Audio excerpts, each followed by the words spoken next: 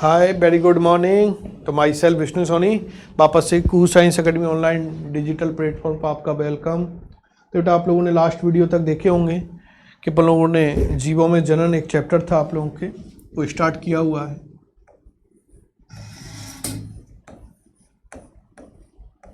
जीवों में जनन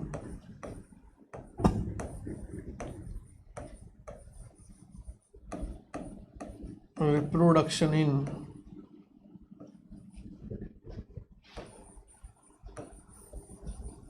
ऑर्गेनिज्म, ये बेटा हम लोगों ने चैप्टर स्टार्ट कर रखा है।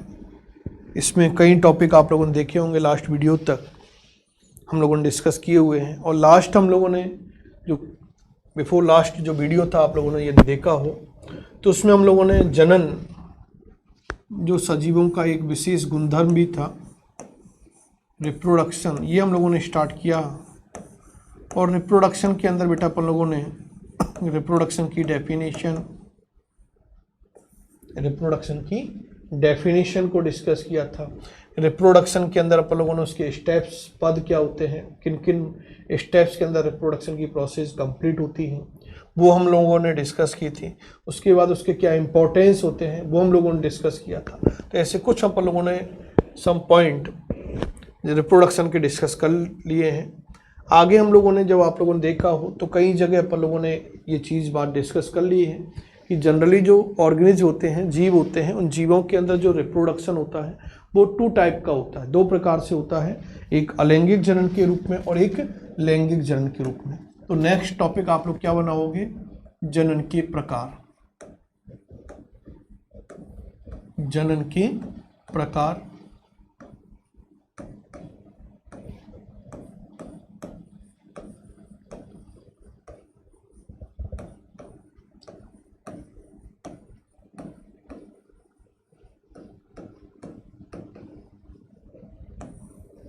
Types of reproduction. जनन के प्रकार की बेटा बात करें टाइप्स ऑफ रिप्रोडक्शन की, तो टाइप्स ऑफ रिप्रोडक्शन में अपन लोग बेटा बात करते हैं कि जनरली जो रिप्रोडक्शन होता है ये दो प्रकार का होता है। कितने प्रकार का होता है? दो प्रकार का होता है। पहला है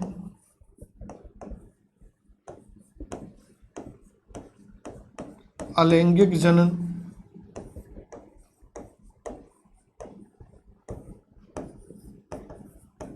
एसेक्सुअल रिप्रोडक्शन, और दूसरा टाइप होता है बेटा लैंगिक जनन। कौन सा होता है? लैंगिक जनन होता है, सेक्सुअल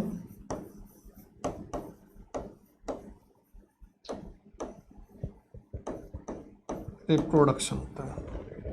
अलैंगिक जनन और लैंगिक जनन दोनों होते हैं।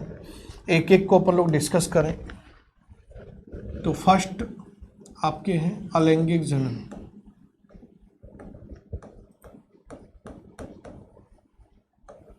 अलैंगिक जनन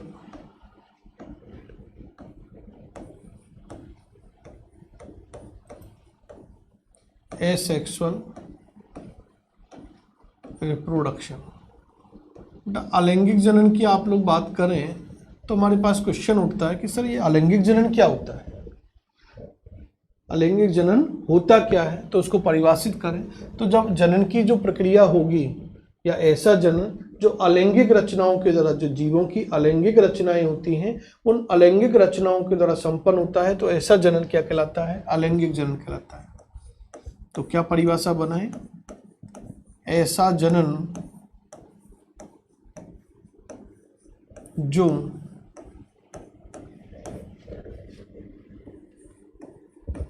जीवों की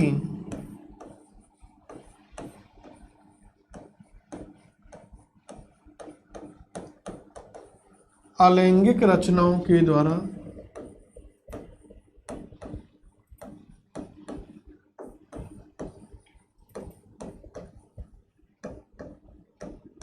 जीवों की अलैंगिक रचनाओं के द्वारा संपन्न होता है,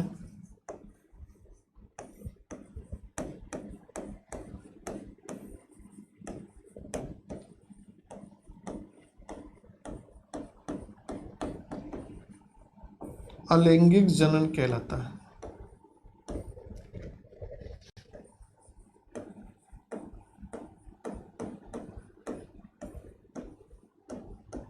अलैंगिक जनन कहलाता है।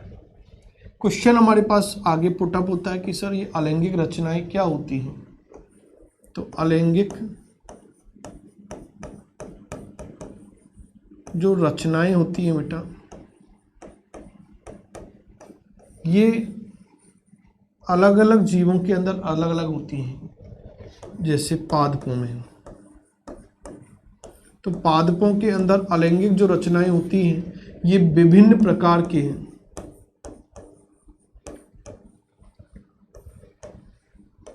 विभिन्न प्रकार की क्या होती है बेटा, बीजाणु होती है। बीजाणु स्पोर्स होती है, डिफरेंट काइंड्स ऑफ स्पोर्स, जैसे चल बीजाणु, अचल बीजाणु, अंतः बीजाणु, निश्चेष्ट बीजाणु ना, कॉनिडिया, ये विभिन्न प्रकार के क्या बनते हैं पादपों के अंदर। अलग अलग पादपों के अंदर अलग अलग प्रकार के स्पोर्स का फॉर्मेशन होता है और उन स्पोर्स के थ्रू जो रिप्रोडक्शन होगा वो अलैंगिक जनन होगा। बात करें जंतुओं में, तो जंतुओं के अंदर जो अलैंगिक रचनाएं होती हैं, अलैंगिक जनन अंग होते हैं, वो होते हैं बेटा जीव शरीर का खंड,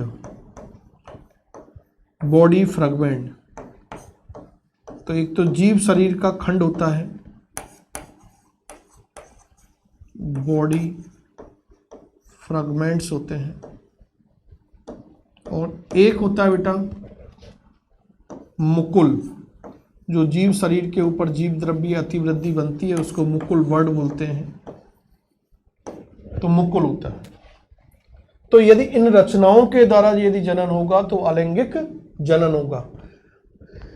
आगे अपन लोग बात करें कि भाई ये जनन होता है, तो जनन जिन कोशिकाओं में होगा या जिन शरीर के भागों के अंदर होगा उन भागों को बोलते हैं कायिक रचनाएं।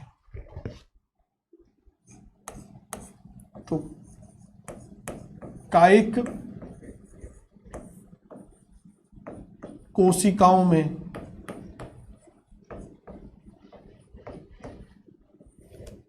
कायिक कोशिकाओं को अंग्रेजी में वेजिटेटिव सेल नहीं बोल के जनरली हम लोग बोलते हैं सोमेटिक सेल। तो कायिक कोशिकाओं में ये जनन क्या होता है, संपन्न होता है। तो यह है जनन कायिक कोशिकाओं में क्या होगा, संपन्न होता है। नेक्स्ट पॉइंट ये नोट करोगे आप लोग। जब कायिक कोशिकाओं की बेटा बात करते हैं तो सामान्यतः अपन लोग बात करें कि इन कायिक कोशिकाओं के अंदर जो विभाजन होता है वो विभाजन होता है समसूत्री विभाजन। तो अलैंगिक जनन करने वाली कोशिकाओं में कौन सा विभाजन होगा, समसूत्री विभाजन होता है।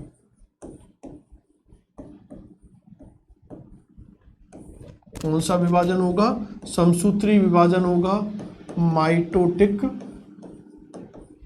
डिवीजन होता है। और समसूत्री विभाजन क्या है, आप लोगों ने 11th में देखा होगा कि जब समसूत्री विभाजन की बात करें तो जिन कोशिकाओं में होगा वो 2n द्विगुणित होती हैं। ये कायिक कोशिकाएं हो गई। इन कायिक कोशिकाओं के अंदर जब समसूत्री विभाजन होगा तो समसूत्री विभाजन के दौरान बनने वाली जो कोशिकाएं होंगी उनको पुत्री कोशिकाएं कहा जाएगा। उनको क्या बोलेंगे, पुत्री कोशिकाएं बोलेंगे।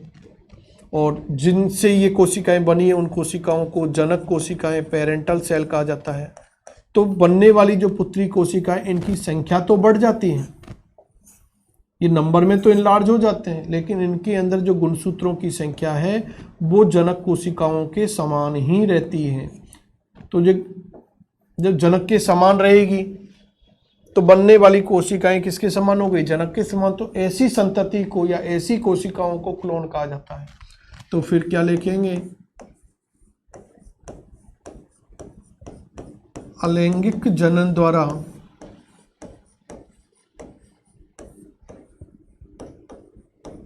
उत्पन्न संतति, अलैंगिक जनन द्वारा उत्पन्न संतति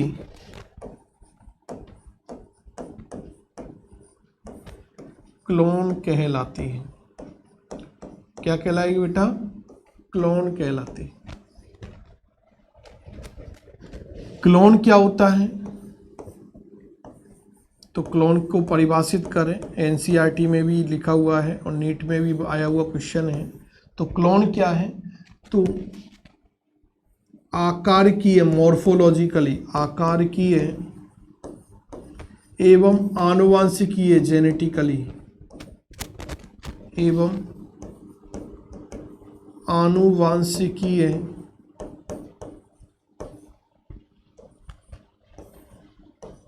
रूप से जनक के समान, पेरेंट के इक्वल जो सिमिलर, जनक के समान जो संतति होती है, उस संतति को क्या कहा जाता है बेटा, क्लोन कहा जाता है। और इस क्लोन का निर्माण केवल और केवल अलैंगिक जनन के दौरान ही किया जा सकता है। क्यों किया जा सकता है, ये क्वेश्चन आता है, तो याद रखना आप लोगों को, इसका रीजन आप लोगों ने लिखा है, क्योंकि अलैंगिक जनन करने वाली कोशिकाओं में कौन सा विभाजन होता है, समसूत्री विभाजन होता है, जिससे बनने वाली जो पुत्री कोशिकाएं हैं, संतति कोशिकाएं हैं, वो जनक कोशिकाओं के समान होती हैं। इसलिए क्लोन का निर्माण केवल अलैंगिक जनन के दौरान संपन्न होता है, लैंगिक जनन के दौरान संपन्न नहीं होता, क्योंकि लैंगिक जनन करने वाली जो कोशिकाएं होती हैं, उन लैंगिक जनन करने वाली कोशिकाओं के अंदर अर्धसूत्री विभाजन होगा। जब अर्धसूत्री विभाजन होगा तो बनने वाली पुत्री कोशिकाओं में गुणसूत्रों की संख्या जनक कोशिकाओं की तुलना में आधी हो जाती है, इसलिए वो जनक के समान उत्पन्न नहीं होती। आगे अपन लोग बेटा बात करें कि यह जो जनन है, यह जनन या यह जनन की सबसे सामान्य विधि है। अलैंगिक जनन जो है, ये जनन की सबसे सामान्य विधि है, सबसे कॉमन मेथड है, बेसिक मेथड है, हर प्राणी के अंदर होगी।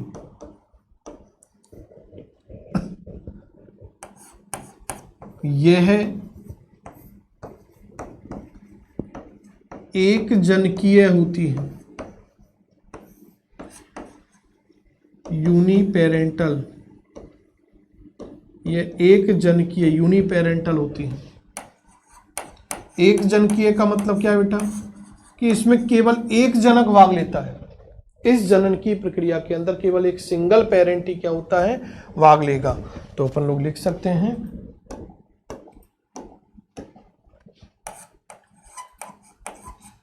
जब जनन में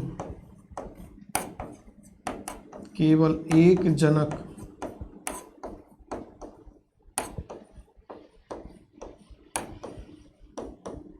भाग ले, जब जनन में केवल एक जनक अपने आप में क्या ले, भाग ले, तो उसे क्या बोलेंगे, एक जनक। तो ये यूनिपेरेंटल होती है। इसके बाद अपन लोग बात करें तो ये जनन की सबसे तीव्र विधि भी है, क्योंकि यूनिपेरेंटल है, किसी के ऊपर निर्भर नहीं होती, तो ये जनन की क्या है, तीव्र विधि है। इन पॉइंटों को नोट करते हुए चलना, ये कंपैरेटिव आपके लैंगिक जनन में भी आएंगे। तो ये जनन की क्या है बेटा, तीव्र विधि है। इसके बाद अपन लोग बात करें कि इसके अंदर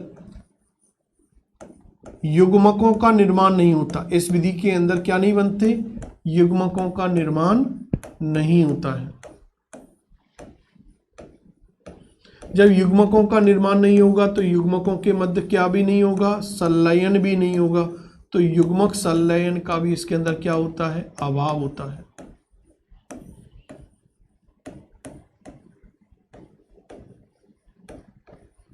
तो एक परिभाषा अपन लोग ये भी बना सकते हैं कि ऐसा जनन जो युग्मक निर्माण, युग्मक संलयन और बिना अर्धसूत्री विभाजन के संपन्न होता है, उसको क्या बोलते हैं, अलैंगिक जनन बोलते हैं। तो ये अलैंगिक जनन की एक नई परिभाषा भी अपन लोग इस प्रकार से बना सकते हैं।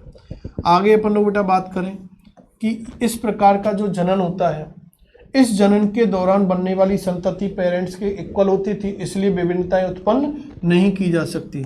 तो विभिन्नताएं, जो वेरिएशंस होती हैं, विभिन्नताएं उत्पन्न नहीं, इस जनन के दौरान विभिन्नताएं उत्पन्न नहीं की जा सकती। जब विभिन्नताएं उत्पन्न नहीं होंगी तो कल हम लोगों ने देखा था कि विभिन्नताएं किसका आधार बताई गई है बेटा, उद्विकास का। तो उद्विकास में सहायक नहीं, ये जनन उद्विकास में सहायक नहीं होता। और इसके बाद अपन लोग बेटा बात करें तो इसकी उदाहरणों की बात कर सकते हैं कि सामान्यतः इस प्रकार का जो जनन होता है वो निम्न वर्गीय जो पादप होते हैं, निम्न वर्गीय जो पादप होते हैं और निम्न वर्गीय जो जंतु होते हैं उनके अंदर सामान्यतः इस प्रकार का जनन देखा जाता है। तो ये कुछ पॉइंट अपन लोगों ने अलैंगिक जनन के रूप में डिस्कस किए हैं, इनको एक बार नोट करना। आगे अपन लोग बेटा सेकंड टाइप जो आपके था लैंगिक जनन,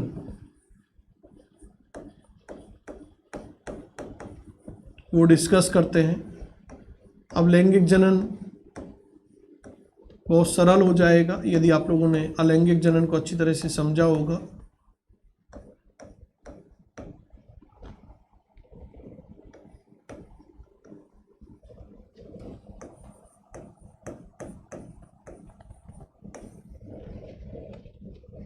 तो ये जो जनन होगा तो ये किसके द्वारा संपन्न होगा? लैंगिक रचनाओं के द्वारा। तो क्या परिभाषा बना दें? ऐसा जनन जो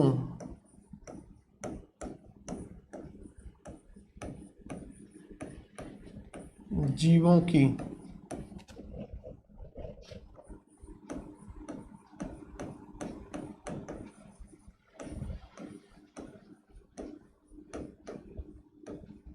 लैंगिक रचनाओं के द्वारा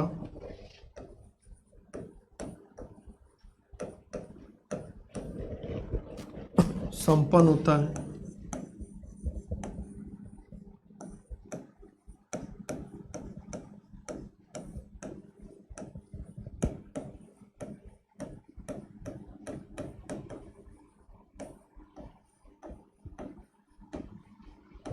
लैंगिक जनन कहलाता है।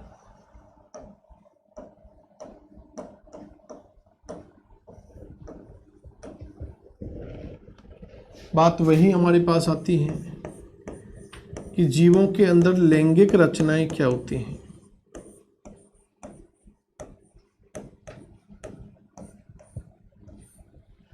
तो वही जीवों में पादप भी आते हैं, तो पादपों में, और फिर जीवों के अंदर जंतु भी आते हैं बेटा, एनिमल भी आते हैं, तो जंतुओं में।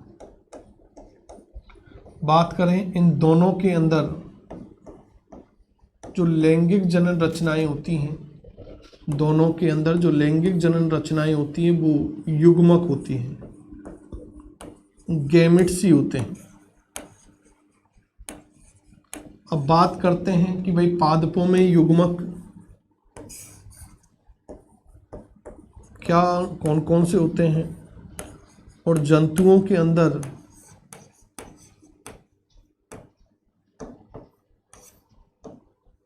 युग्मक कौन कौन से होते हैं। तो बेटा जो पादपों के अंदर जो युग्मक होते हैं वो, क्योंकि युग्मक दो प्रकार के होते हैं, हम लोग ये पढ़ के आ चुके हैं, एक नर युग्मक के रूप में और एक मादा युग्मक के। तो नर और मादा, इधर भी नर और मादा होंगे। तो पादपों के अंदर जो नर युग्मक होते हैं बेटा वो होते हैं आपके लघु बीजाणु या परागकण, पोलन ग्रेन्स होते हैं। और हमेशा युग्मक कैसे होते हैं? एगोनित रचना होती है। मादा युग्मक जो होते हैं वो आपके अंड कोशिका होती है, एग सेल होती है, और अंड कोशिका भी एगोनित रचना होती है, क्योंकि युग्मक एगोनित होते हैं। जंतुओं के अंदर बात करें तो नर युग्मक जो होंगे वो शुक्राणु होते हैं, ये भी आपके एगोनित होते हैं। और मादा युग्मक जो होते हैं वो आपके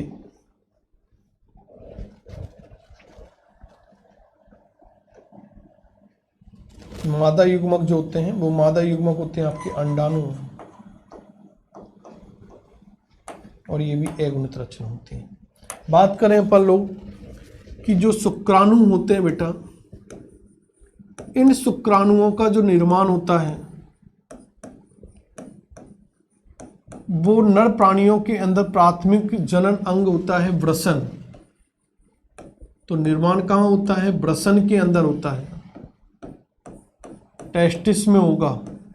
और इस वृषण के अंदर शुक्राणु के निर्माण की प्रक्रिया वृषण में होगा, और वृषण के अंदर शुक्राणुओं के निर्माण की जो प्रक्रिया होगी, उस निर्माण की प्रक्रिया को, फॉर्मेशन प्रोसेस को बोलेंगे शुक्र जनन, स्पर्मेटोजेनेसिस।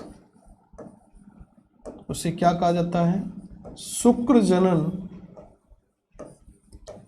स्पर्मेटोजेनेसिस कहा जाता है। जबकि बात करें बेटा अंडाणु,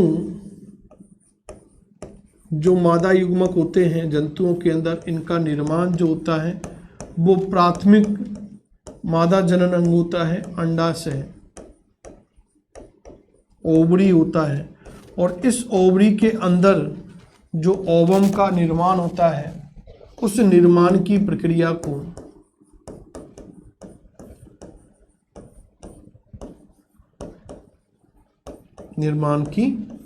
को कहा जाता है अंड जनन।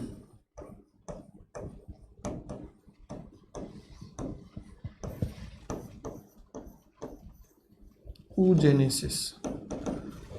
तो वृषण के अंदर क्या नोट करोगे? वृषण के अंदर शुक्राणुओं के निर्माण की प्रक्रिया शुक्र जनन कहलाती है, जबकि अंडाशय के अंदर अंडाणुओं के निर्माण की प्रक्रिया अंड जनन कहलाती है। आगे अपन लोग बेटा बात करें कि भाई ये किन कोशिकाओं में होगा, तो ये सामान्यतः होता है जनन कोशिकाओं में। ये जनन किसके अंदर होगा? जनन कोशिकाओं के अंदर संपन्न होता है, जनन कोशिकाओं में संपन्न होगा। और जनन कोशिकाओं के अंदर दोनों ही प्रकार के विभाजन होते हैं। जो जनरेटिव सेल होती हैं, उन जनरेटिव सेल्स के अंदर बेटा बोथ काइंड ऑफ डिवीजन होते हैं। समसूत्री विभाजन भी होता है और अर्धसूत्री विभाजन भी होता है। तो उसमें समसूत्री विभाजन भी होगा और अर्धसूत्री विभाजन भी होता है।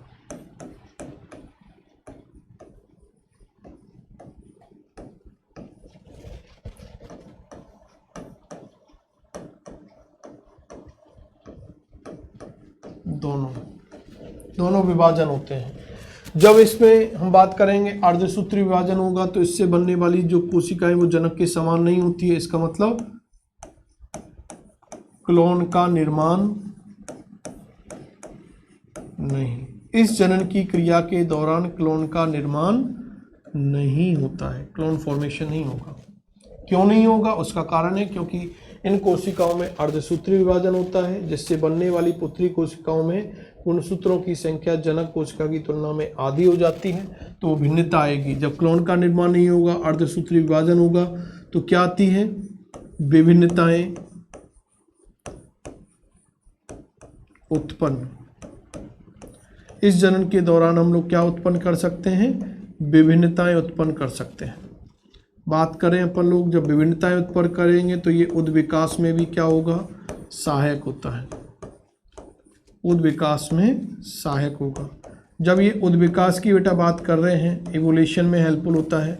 नेक्स्ट अपन लोग बात करें कि इसके अंदर दोनों ही जनक भाग लेते हैं, तो यह द्विजनकीय होता है। ये कैसा होता है? द्विजनकीय होता है, बाई पेरेंटल होता है, यह द्विजनकीय होगा। नेक्स्ट बात करें, यह जनन की तीव्र विधि नहीं होकर, बल्कि यह जनन की कैसी विधि होती है? धीमी विधि है। वो तीव्र विधि है क्योंकि एक जन की थी, ये द्विजन के दोनों जनकों के ऊपर निर्भर है, इसलिए धीमी विधि है। वो जनन की सामान्य विधि थी, यह जनन की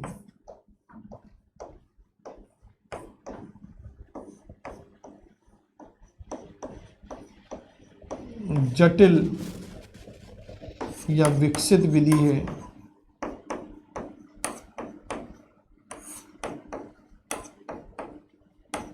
और हम लोग अगली बात करें तो इसके एग्जाम्पल की कर सकते हैं कि सामान्यतः इस प्रकार का जो जनन होता है वो जो हायर एनिमल होते हैं, प्लांट्स होते हैं, उच्च वर्गीय पादप जो होते हैं और उच्च वर्गीय जो जंतु होते हैं, इनके अंदर बेटा इस प्रकार का जनन देखने को मिलता है।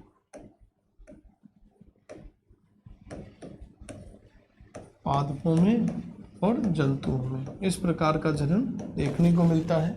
तो इस प्रकार से हम लोगों ने आज के इस वीडियो के अंदर आपके जनन के प्रकार, अलैंगिक जनन और लैंगिक जनन क्या होता है, उनकी क्या क्या विशेषताएं होती हैं, तुलनात्मक अपन लोग इससे एक टॉपिक बना सकते हैं कि भाई अलैंगिक जनन और लैंगिक जनन में क्या अंतर होते हैं। एक बार अच्छे से इसको रीड करना, फिर आप लोग एक टेबल के फॉर्म में इसमें से आप लोग डिफरेंस बना सकते हैं एक एक पॉइंट से, तो आप लोग प्रिपेयर करना। एक बार नेक्स्ट वीडियो में अपन लोग उस चीज़ को एक बार समझेंगे कि क्या क्या वेरिएशन थी। यदि आपको कोई भी प्रॉब्लम हो तो आप लोग मेरे कॉन्टैक्ट नंबर 9828718062 के पर आप लोग हर प्रॉब्लम को सॉल्व कर सकते हो, क्योंकि एक भी प्रॉब्लम नहीं रहनी चाहिए। यदि किसी भी टॉपिक में प्रॉब्लम रहेगी तो आगे के टॉपिकों में क्लियर नहीं होगा। कोशिश अपन लोग कर रहे हैं कि सारी चीज़ आपके यहाँ क्लियर हो जाए। एक बार नहीं, 2 बार 3 बार उसको रीड करो, फिर भी कोई प्रॉब्लम हो तो आप लोग कॉन्टैक्ट करो। Thank you.